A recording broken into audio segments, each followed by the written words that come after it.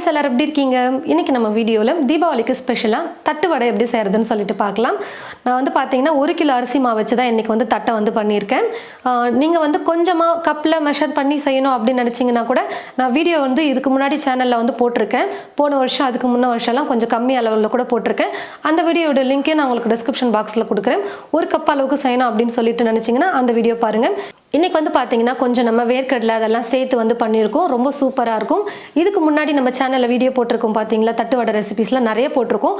அதில் வந்து பார்த்தீங்கன்னா ஜவ்வரிசி போட்டெல்லாம் நம்ம பண்ணியிருக்கோம். அது இன்னும் நல்லா சூப்பராக இருக்கும்.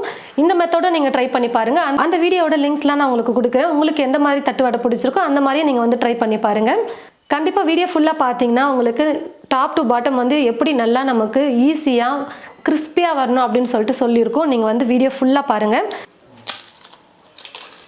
எவ்வளோ நல்லா கிறிஸ்பியாக இருக்கு பாருங்க.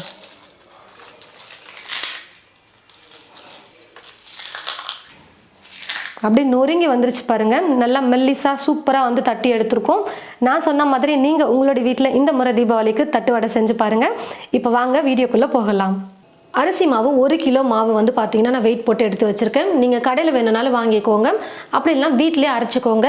வீட்டிலே அரிசி மாவு எப்படி அரைக்கணும் அப்படின்னு சொல்லிட்டு இந்த வீடியோட லாஸ்ட்டில் நான் உங்களுக்கு கிளிப்ஸ் வந்து ஆட் பண்ணுறேன். அது பார்த்தீங்கன்னா உங்களுக்கு ரொம்பவே ஈஸியாக இருக்கும். முறுக்கு தட்டை எல்லாத்துக்கும் செய்யறதுக்கு வீட்டிலே நம்ம வந்து மாவு வந்து ரெடி பண்ணிக்கலாம்.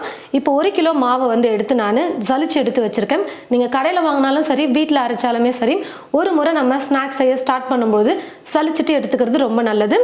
100 கிராம் வேர்க்கடலையை எடுத்து வறுத்து மேலே இருக்கிற தோல் எடுத்து வச்சுருக்கேன். இப்போ இந்த வேர்க்கடலையை வந்து மிக்ஸி ஜாரில் சேர்த்துட்டு ஒன்றும் பாதியமாக வேர்க்கடலை இருக்கிற மாதிரி அரைச்சி எடுத்துக்கலாம். கொஞ்சம் பார்த்தீங்கன்னா கொஞ்சம் வேர்க்கடலை ஒன்றும் பாதியமாகவும் இருக்கும், அரைப்படாமலும் இருக்கும், அரைப்பட்டும் இருக்கும். இந்த மாதிரி நீங்கள் அரைச்சி எடுத்துக்கோங்க. பல்ஸ் மோடில் நான் 3 முறை வந்து பார்த்தீங்கன்னா அரைச்சி எடுத்து அதிலே கரெக்டான பதத்துக்கு வந்திருக்கு.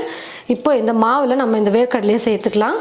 வேர்க்கடலை பிடிக்காது அப்படின்னா நீங்கள் ஸ்கிப் பண்ணிக்கோங்க. ஆனால் வேர்க்கடலையும் சேர்த்து பண்ணும்போது ரொம்ப சூப்பராக இருக்கும் தட்டை. இப்போது இதே மிக்ஸி ஜாரில் பொட்டுக்கடலையை அரைச்சி சேர்த்துக்க போகிறேன். 100 கிராம் பொட்டுக்கடலை எடுத்து வச்சுருக்கேன். 1 கிலோ அரிசி மாவுக்கு 100 கிராம் பொட்டுக்கடலை 100 கிராம் வேர்க்கடலை வந்து கரெக்டான அளவு. நல்லா நைஸாக பவுடராக அரைச்சி எடுத்துக்கலாம். பொட்டுக்கடலையை நல்லா நைஸாக அரைச்சதுக்கப்புறம் இது போல் ஒரு சல்லடையில் சேர்த்துட்டு சலிச்சிட்டு சேர்த்துக்கலாம். திரும்பவும் இதே மிக்ஸி ஜாரில் மிளகாவையும் பூண்டையும் வந்து நான் சேர்த்து அரைச்சிக்க போகிறேன். நான் மொத்தமாக ஒரு 18 வரமிளகாய் எடுத்து வச்சுருக்கேன். 15லேருந்து 18 வரமிளகாய் நீங்கள் சேர்த்துக்கோங்க. இந்த காம்பை மட்டும் எடுத்துகிட்டு மிளகாவை சேர்த்துட்டு கொஞ்சம் கொரகொரப்பாக இருக்கிற மாதிரி அரைச்சிக்கலாம். மிளகாய் வந்து பார்த்தீங்கன்னா கொஞ்சம் இந்த அளவுக்கு நான் வந்து அரைப்படுற அளவுக்கு நான் அரைச்சி எடுத்திருக்கேன். ரொம்பவும் திப்பி திப்பியாக இல்லாமல் இதுதான் கரெக்டான பதம் அரைக்கிறதுக்கு. இப்போ இது கூடவே பூண்டு சேர்த்து அரைச்சிக்க போகிறேன். நல்லா ஒரு கை அளவுக்கு பார்த்தீங்கன்னா பூண்டு எடுத்து வச்சுருக்கேன். தோலோடவே சேர்த்து அரைச்சிக்கலாம். பூண்டும் நல்லா நைஸாக அரைப்படுற அளவுக்கு அரைச்சி எடுத்துக்கிட்டால் போதும். ஆனால் அந்த தோல் வந்து பார்த்திங்கன்னா கொஞ்சம் குச்சி குச்சியாக இருக்கிற மாதிரி இருக்கும். ஆனால் எண்ணெயில் ஃப்ரை பண்ணும்போது தெரிஞ்சிக்காது, நல்லா கிறிஸ்பி ஆகிடும். இந்த மாதிரி கொஞ்சம் அரைச்சதுக்கப்புறமா மாவோடு சேர்த்துக்கலாம். கடலைப்பருப்பு 50 கிராம் எடுத்து தண்ணியில் நல்லா ஒரு 2 மணி நேரத்துக்கு ஊற வச்சு எடுத்துருக்கேன். நல்லா பருப்பு வந்து பார்த்திங்கன்னா ஊறி இருக்கணும். நல்லா சாஃப்டாக ஊறினதுக்கப்புறமா சேர்த்துக்கோங்க. ஸ்பூனில் வந்து பார்த்திங்கன்னா ஒரு 8 ஸ்பூன் கணக்கில் சேர்த்துக்கோங்க. வெயிட் போட்டு ஒரு 50 கிராம் வேணால் எடுத்துக்கோங்க. கருவேப்பிலையை நல்லா பொடியாக வந்து கட் பண்ணி எடுத்து வச்சுருக்கேன். நல்லா அந்த மாதிரி ஒரு கைப்பிடி அளவுக்கு ஃபுல்லாக வந்து சேர்த்துக்கோங்க. 1 டீஸ்பூன் பெருங்காயத்தூள் சேர்த்துக்கிறேன். தேவையான அளவுக்கு உப்பு சேர்த்துக்கலாம். இப்போ இது எல்லாத்தையும் சேர்த்து மிக்ஸ் பண்ணும்போது கூடவே கொஞ்சம் எண்ணெயும் சேர்த்து வந்து பார்த்தீங்கன்னா நம்ம வந்து கலந்து கொடுத்துக்கலாம். எண்ணெய் அப்படி இல்லைன்னா வெண்ணெய் நீங்கள் வந்து சேர்த்துக்கோங்க. வெண்ணெய் சேர்க்குற மாதிரி இருந்தால் ஒரு 5 டீஸ்பூன் அளவுக்கு வெண்ணெயை வந்து கொஞ்சம் ரூம் டெம்பரேச்சரில் இருக்கிற மாதிரி வெண்ணெயை வந்து எடுத்துக்கோங்க. ஃப்ரிட்ஜில் இருந்து ஒரு 2 மணி நேரத்துக்கு முன்னாடி எடுத்து வச்சுருங்க. நான் வந்து இப்போது சூடாக எண்ணெயை வந்து சேர்த்துக்க போகிறேன்.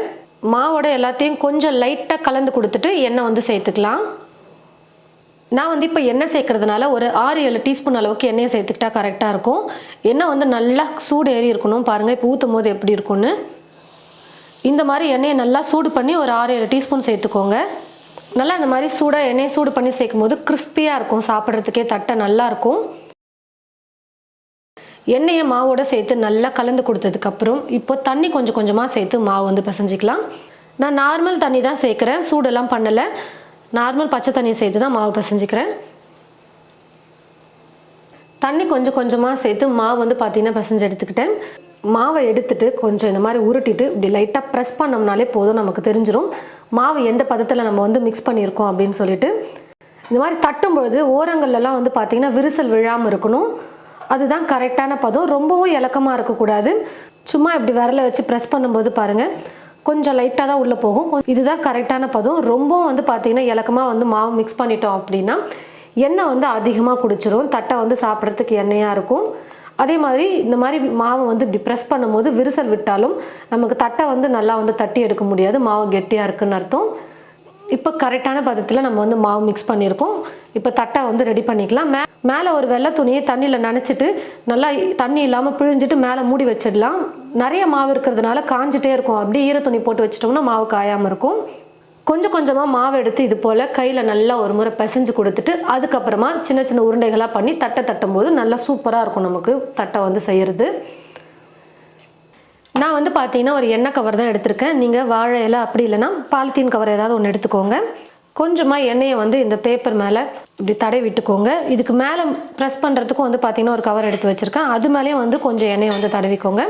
அப்பப்போ இந்த மாதிரி எண்ணெயை தடவிட்டு நம்ம வந்து ப்ரெஸ் பண்ணி எடுக்கும்போது நல்லா ஒட்டாமல் எடுக்க முடியும் மாவு. நான் வந்து பார்த்தீங்கன்னா கொஞ்சம் தட்டையை கொஞ்சம் பெருசாக வந்து இன்றைக்கி வந்து செய்ய போகிறேன். அதனால் கொஞ்சம் பெரிய உருண்டையாக எடுத்திருக்கேன். உங்களுக்கு எந்த மாதிரி தட்டை வேணுமோ அதுக்கேற்றது போல் நீங்கள் உருண்டை பண்ணிக்கோங்க. இப்போது இந்த ஷீட்டை வச்சுட்டு இந்த மாதிரி கொஞ்சம் ஃப்ளாட்டாக இருக்கிற மாதிரி ஒரு கிண்ணத்தை எடுத்துகிட்டு நம்ம ப்ரெஸ் பண்ணும்போது கரெக்டாக ஈவனாக ப்ரெஸ் பண்ணி எடுக்க முடியும். இந்த மாதிரி ப்ரெஸ் பண்ணதுக்கப்புறமா ஒரு ஃபோக் ஸ்பூன் வச்சு இப்படி லைட்டாக இப்படி நம்ம குத்தி விட்டுட்டோம்னா பூரி மாதிரி எழும்பாமல் இருக்கும் தட்டை. அதே மாதிரி ரொம்ப மொத்தமாக வந்து பார்த்திங்கன்னா ப்ரெஸ் பண்ண வேணாம். கொஞ்சம் ஓரளவுக்கு இந்த மாதிரி நம்ம வந்து இந்த அளவுக்கு மெல்லிஸாக வந்து நம்ம ப்ரெஸ் பண்ணி எடுத்துக்கிட்டோம்னா எண்ணெயில் வந்து ஈஸியாக வந்து நல்லா ஃப்ரை ஆகிட்டு வந்துடும். நல்லா கிறிஸ்பியாகவும் இருக்கும். ரொம்ப நாளைக்கு வச்சு சாப்பிட முடியும். கொஞ்சம் மொத்தமாக நீங்கள் போடுற மாதிரி இருந்ததுன்னா கொஞ்சம் டைம் எடுத்து நீங்கள் வந்து பார்த்தீங்கன்னா ஃப்ரை பண்ணி எடுக்கணும் எண்ணெயில்.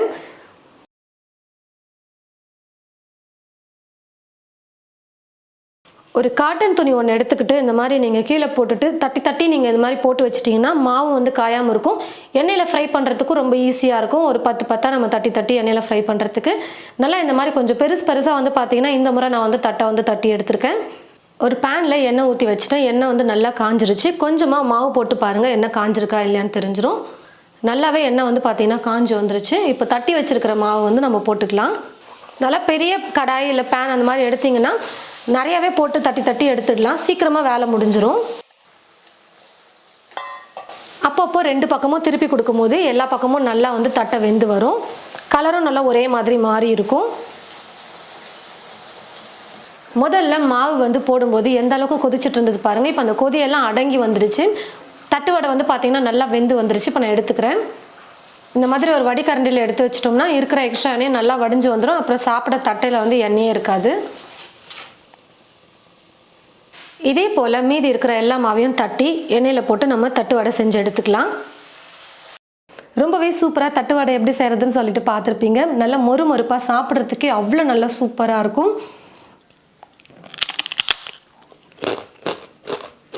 எவ்வளோ நல்லா கிறிஸ்பியாக இருக்குது பாருங்கள்.